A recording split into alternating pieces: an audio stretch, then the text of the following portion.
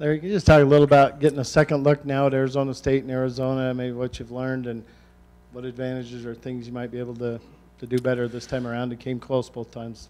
Yeah, I thought the Arizona State game was one of the better games overall. I think both teams played pretty well coming down the stretch. In the first part of that game, it was a game that never really got away from anybody, and it was always a couple of basket differential at the very most. And I remember specifically that game coming down to just a few 50-50 balls and loose ball rebounds. I remember specifically we got them to miss inside of about 40 seconds, and it was a long rebound that came out, and they happened to track the ball down and kicked it over to Carson, and he hit his only three of the game to tie it up. Otherwise, that's one of those moments of truth. We get that loose ball, they've got a foul, and the complexion of the game's completely different. So, that was a well-executed game, I thought, by both teams, and that was one of those learning points that, hey, sometimes it comes down to these are so-called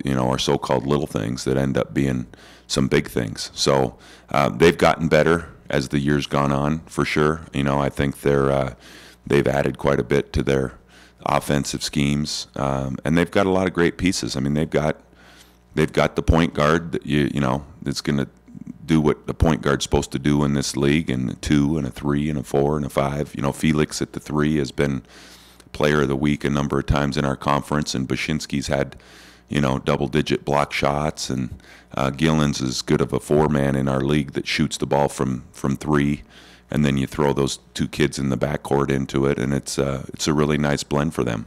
Coach, you held a 10 or an 8-point lead at halftime, and yet in the second half the team kind of started to lose some of that momentum. Is there anything that you can do as a coach to kind of eliminate that second half funk? Well, sure. I mean, we're trying to put the fire out just as players are, and I watched the second half of that game on the plane early Sunday morning coming back, and I thought we started the second half real well. It wasn't the first 8 minutes or 10 minutes of that second half that got us. It was a stretch. It's pretty easy, at the end of the day, if you turn the ball over. And you don't run back on defense, that's a 5-point swing. That's the 2 you didn't get and the 3 that they get.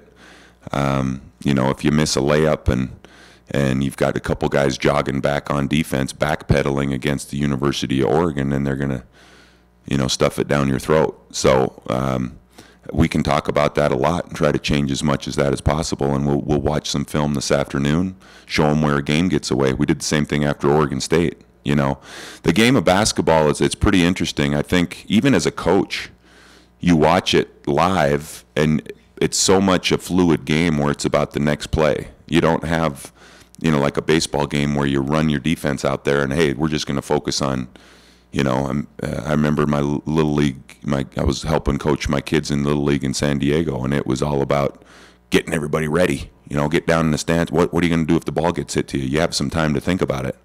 And same analogy maybe in football where you run your 11 guys out there and it's all about keeping them from.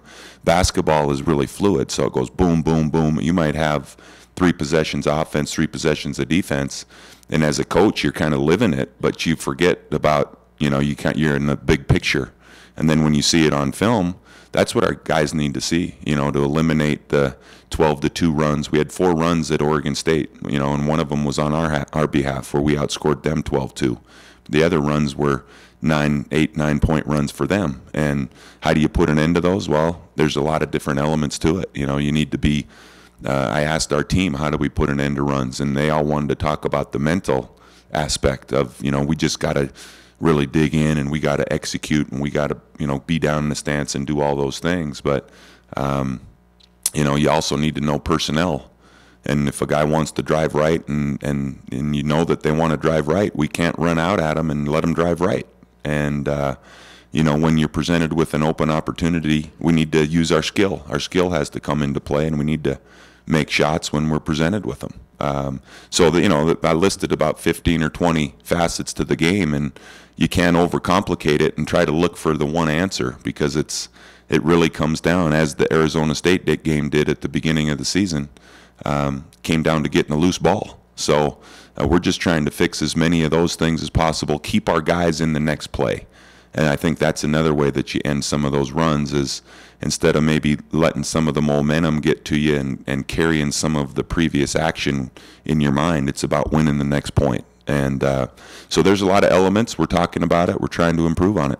With so much youth on the roster, making significant contributions, specifically in Jordan Loveridge and Brandon Taylor, how much of it is you teaching them situational stuff that maybe a senior or a junior would already know?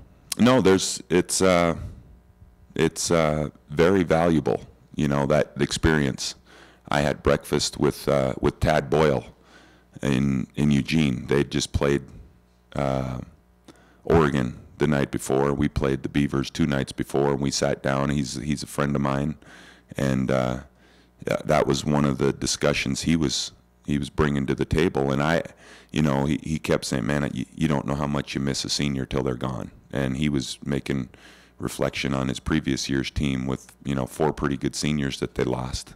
And that's where we want to get with this program, where you've got these young kids in the program as freshmen, and Brandon Taylor, Jordan Loveridge, Dakari, Justin, and Jeremy Olson, they're learning things. That's why we watch a lot of film. And, the importance, I think of one play in particular on the end line at Oregon State when Jordan was taking the ball out and Brandon was trying to deal with pressure.